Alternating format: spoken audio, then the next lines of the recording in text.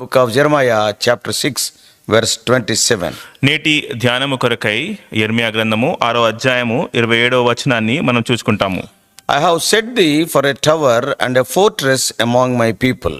నీవు నా జనముల మార్గమును తెలుసుకొని పరీక్షించినట్లు నిన్ను వారికి వన్నె చూచువానిగాను వారిని నీకు లోహపుతుంటగాను నేను నియమించి ఉన్నాను.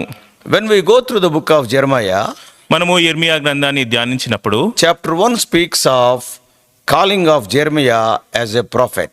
మొదటి అధ్యాయము యెర్మీయా ప్రవక్తగా పిలువబడుట దాని గురించి వ్రాయబడింది. In chapter 2, రెండవ అధ్యాయానికి వస్తే he indicated the spiritual adultery of Israel.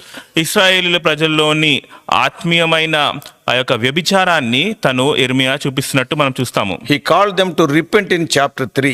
మూడో అధ్యాయంలో వారు తిరిగి మారు మనస్సు పొందాలి అని పిలిచినట్టు మనం చూస్తాము. Same thing continued up to chapter 4 verse 4. అదే విషయము 4వ అధ్యాయము 4వ వచనం వరకు మనం చూస్తాము. He summoned them to wash their hearts from evil in chapter 4.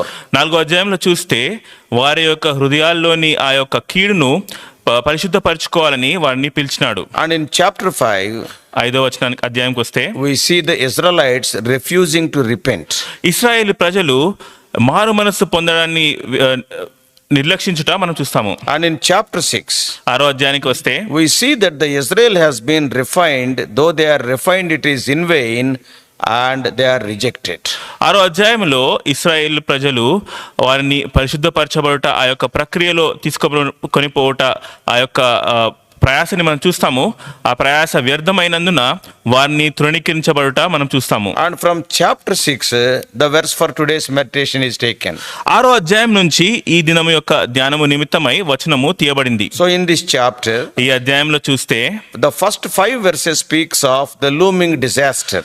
మొదటి 5 వచనాల్లో రానున్న ఆ యొక్క నాశనాన్ని గురించి మనం చదువుతాము. In verses 6 to 15, 6వ వచనం నుంచి 15వ వచనం చూస్తే the Lord announced Israel's punishment.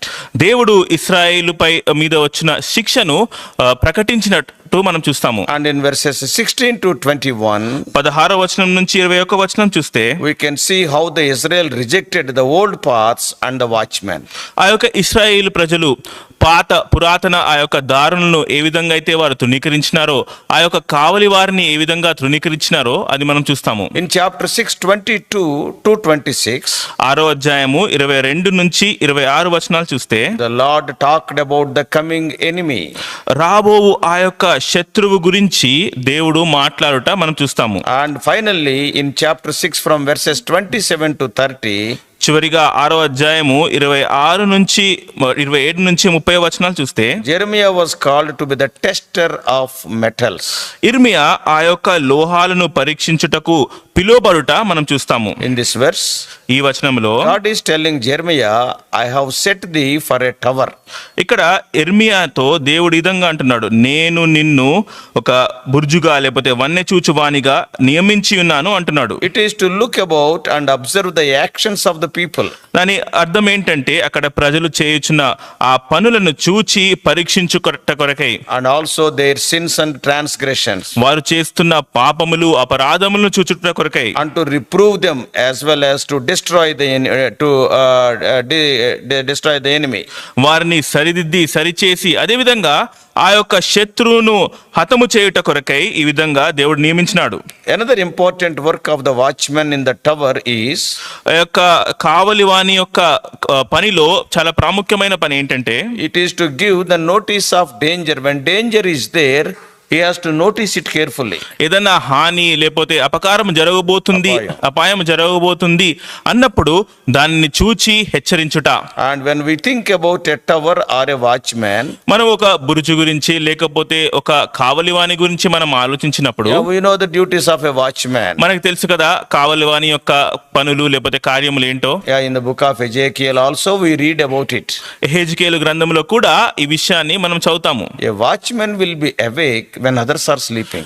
ఇతరులు వేరే వాళ్ళు పడుకున్నప్పుడు నిద్రపోతున్నప్పుడు ఒక కావలివాడు లేచి ఉంటాడు, మెలకువగా. మెలకుగా ఉంటాడు. He should not sleep during the watch hours. ఆ యొక్క కావలి గడియలో ఆ కావలివాడు నిద్రపోకూడదు. The enemy works a lot when people are sleeping. ఆ యొక్క శత్రువు చూసినట్లయితే ప్రజలు నిద్రపోతున్నప్పుడు ఆ సమయంలో చురుకుగా ఎక్కువగా పనిచేయటం మనం చూస్తాము. When all others are sleeping, అందరూ నిద్రపోతున్నప్పుడు if the watchman sees the enemy coming to do some harm, ఆ యొక్క కావలివాడు శత్రువు వచ్చి ఏదన్నా హాని చేయడం చూసినప్పుడు seeing that, the watchman immediately raises the alarm.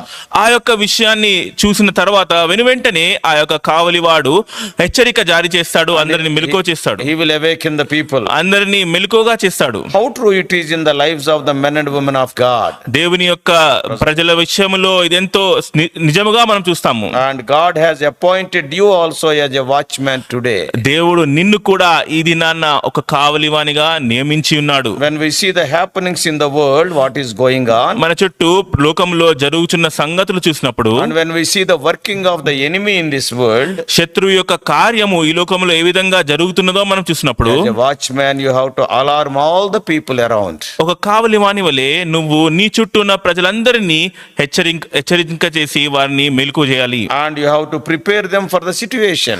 రానున్న ఆ యొక్క సంగతుల కొరకై వారిని సిద్ధపరచాలి. You cannot be silent. నువ్వు మౌనముగా ఉండలేవు. Sad to say, కానీ దుఃఖమైన విషయం ఏంటంటే, though God appointed us as watchmen, దేవుడు మనని కావలివానిగా నియమించినా కూడా many watchmen are sleeping. చాలా కావలివారు నిద్రపోచున్నారు. They themselves are not ready for the situation.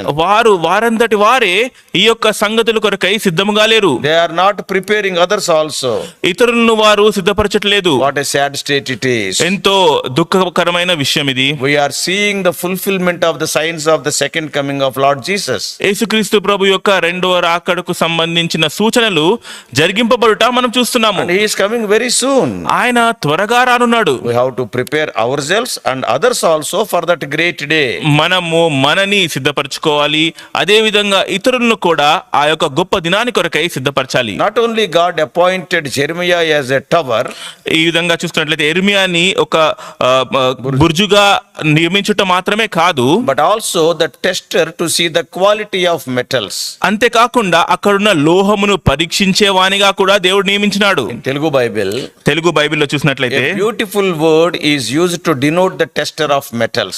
ఆ యొక్క లోహమును పరీక్షించే వాని గురించి ఒక చక్కటి మాట చూస్తాము. In Telugu it is lohapu tunta. తెలుగులో చూస్తే లోహపు తుంటగా. Many don't understand this word. చాలా మందికి ఈ యొక్క మాట యొక్క అర్థము వారికి తెలీదు. When God gives this promise to some of us, generally on January 1st we will be taking some promises. Some people will get Jeremiah 6:27 as their promise. మామూలుగా చూసుకున్నట్లయితే మనము ఆ యొక్క జనవరి మాసము మొదటి దినమున వాగ్దానాలు మనం తీసుకుంటాము. కొంతమందికి ఈ యొక్క వాగ్దానము ఇర్మియా గ్రంథము 6వ అధ్యాయం 27వ వచనము వాగ్దానముగా వచ్చినప్పుడు వారికి ఈ యొక్క మాట అర్థం కాకపోవచ్చు. They will be saying, I have appointed you as tester of metals, lohapu tunta, they will get it. వారికి చూసినట్లయితే దేవుడు వారిని ఒక లోహమును పరీక్షించేవాడని లోహపు తుంట అనే మాట చూసినప్పుడు వారికి అర్థం కాకపోవచ్చు. It is very difficult to understand. నిజంగా ఇది అర్థం చేసుకోవడానికి చాలా కఠినమైన మాట. So the meaning is, దీని అర్థం ఏంటంటే, the tester of metals and their quality. ఆ యొక్క లోహములోని ఆ గుణాలు లేకపోతే ఆ లోహమును పరీక్షించేవాడు. This lohapu tunta is an assayer, that is, to assess the spiritual condition of the people. ఈ యొక్క లోహపు తుంట అనే వ్యక్తి ప్రజలలోని ఆత్మీయ స్థాయి లేకపోతే ఆత్మీయ విషయాలు పరీక్షించేవాడు. What does it mean? దాని అర్థం ఏంటి? It seems that God sent Jeremiah as an assayer to assess their spiritual condition. దేవుడు ఎర్మియాని ఆ ప్రజల యొక్క ఆత్మీయ స్థాయి లేకపోతే ఆత్మీయ విషయాలను పరీక్షించడానికి అంచనా వేయడానికి దేవుడు ఎర్మియాని పంపించినాడు. Figuratively, the work of the prophet is like a metal worker, one who tests the metals. ఒక అలంకారముగా మనం చూసుకున్నట్లయితే ప్రవక్త యొక్క పని ఏంటంటే ప్రజలలోని ఆత్మీయ విషయాలు లేకపోతే ఒక లోహమును పరీక్షించినట్టు వారిని పరీక్షించుట, And then to refine the precious metals. అదే కాకుండా వారిని సరిచేయుట లేకపోతే మంచిగా చేయుట. Judah is like a metal. యూదా యొక్క ప్రజలు ఒక లోహము వంటి వారు. Yeah, they are like gold and silver. వారు బంగారము వెండి వంటి వారు. Like a precious metal, the people of Judah, they were tested. ఆ యొక్క ప్రశస్తమైన లోహములాగా ఆ యూదా ప్రజలు పరీక్షింపబడ్డవారు. They are refined in fire. ఆ యొక్క అగ్నిలో వారిని శుద్ధీకరించుట చూస్తాము. See, we all know lead, that metal. Sisam. మనకి సీసము గురించి తెలుసు కదా. It was put into act as a flux, and that is to raise the flame and to draw out the impurities. ఆ యొక్క అగ్నిలో ఆ లోహము పెట్టినప్పుడు ఆ సీసము వేయట ద్వారా అగ్ని ఇంకా పెరిగి లోహములోని చెడు కాలుష్యాన్ని తీసివేయడానికి అక్కడ జరుగుతా మనం చూస్తాము. So prophet Jeremiah was like the bellows which are used to create intense heat, to increase the heat. ఇర్మియా ప్రవక్త చూసినట్లయితే కులిమితిత్తు వలె ఆ యొక్క మంటని అగ్నిని ఇంకా పెంచి ఇంకా ఎక్కువ అగ్ని సృష్టించి తద్వారా ఆ యొక్క కాలుష్యాన్ని తీసివేయే వ్యక్తిగా తను చేయబడ్డాడు. Even then, అయినా కూడా the supposed precious metal, that is the people of Judah, were so hard and impure, and the refining work became useless. ఆ యొక్క ప్రశస్తమైన లోహమైన యూదా ప్రజలు ఎంతో కఠినముగా ఉండి ఆ యొక్క సరిదిద్దే లేకపోతే సాఫీ చేసే ఆ ప్రక్రియ ఎంతో వ్యర్థముగా చేయబడట మనం చూస్తాము. The final observation is, అక్కడ చూసిన చివరి విషయం ఏంటంటే, people of God are not like soft metal that could be refined and purified. They are very hard. దేవుని యొక్క ప్రజలు మృదువైన లోహము వలె సరిదిద్దబడుటకు ఆ విధంగా వారు లేరు, కానీ కఠినమైన లోహము వలె వారు ఉన్నారు. Instead they are like the hard, like bronze and iron. వారు ఇత్తడి వలె ఇనుము వలె వారు కఠినమైన లోహముగా ఉన్నారు. The fire was hot as the bellows could make it, and the refining agent lead was consumed. Fire is so hot. అక్కడ చూసినట్లయితే ఆ యొక్క అగ్ని కొలిమిలో ఇంకా ఎక్కువగా వేడిగా ఉంది. And the lead was also consumed, exhausted. ఎంత వేడిగా ఉందంటే సీసము కూడా సంపూర్ణంగా వచ్చుచున్నది. And yet the supposed metal was not refined. కానీ చూసుకున్నట్లయితే ఆ యొక్క లోహము శుభ్రపరచబడలేదు. That metal is the people of Judah. ఆ లోహము యూదా ప్రజలే. Despite the best efforts of the smelter, ఆ యొక్క పరీక్షించువాని లేకపోతే కరిగించువాని యొక్క శ్రేష్టమైన ప్రయాస ఉన్నా కూడా God's prophets like Jeremiah, they worked a lot.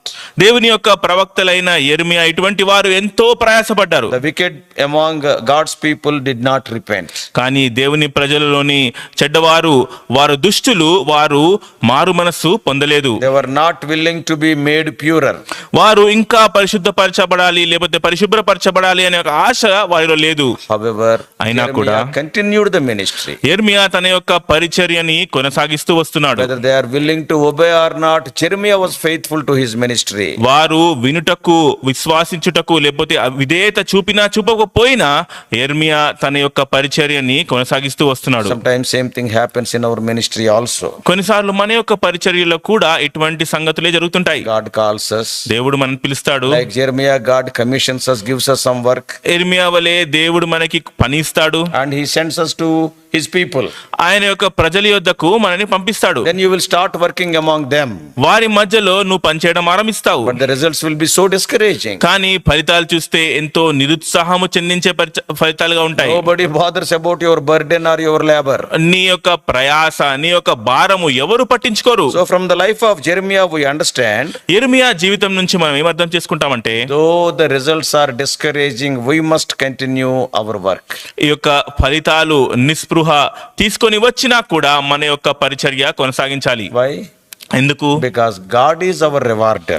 ఎందుకంటే దేవుడే మనకి బహుమానం ఇచ్చేవాడు. So dear brothers and sisters, అందుకనే ప్రియమైన సహోదరి సహోదరులారా, are you discouraged in the ministry? నువ్వు ఇది నాన్న పరిచర్యలో నిరుత్సాహం చెందుతున్నావా? Are you not seeing any fruit? ఏ యొక్క ఫలితం నీకు కనపడట్లేదా? Don't be discouraged. నిరుత్సాహం చెందకు. Do your job faithfully విశ్వాసముతో నీ యొక్క పరిచర్య కొనసాగించు. and leave the results to God's hands. ఆ ఫలితాన్ని దేవుని యొక్క చేతికి అప్పగించేయి. God will take care of the results. దేవుడు ఫలితాన్ని చూసుకుంటాడు. Don't be bothered about what the people are saying.